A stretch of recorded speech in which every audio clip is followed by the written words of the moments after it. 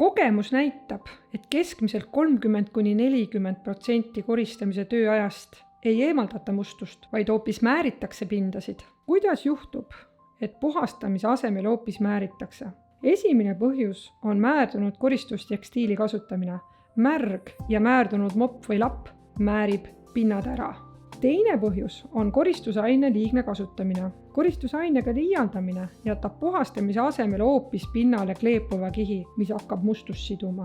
Kolmas põhjus on märgpühkimine, mida ei kuivatata. Kui on vaja teha märga koristust, siis on vaja pind kindlasti kuivatada. Nii eemaldatakse niiskusega pinnale jääv mustus. Oluline on märgata valedest koristusvõtetest tingitud kihte.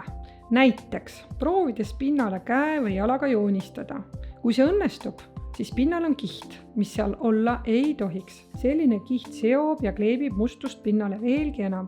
Kiht tuleb eemaldada ja korrastada ka koristusprotsessi nii, et kihte ei teki. Selliselt säästetakse oluliselt tööaega ning luuakse teadlikult puhtust. Puhtust luuakse puhta tarvikuga. Liigne koristusaine kasutamine tekitab kihte.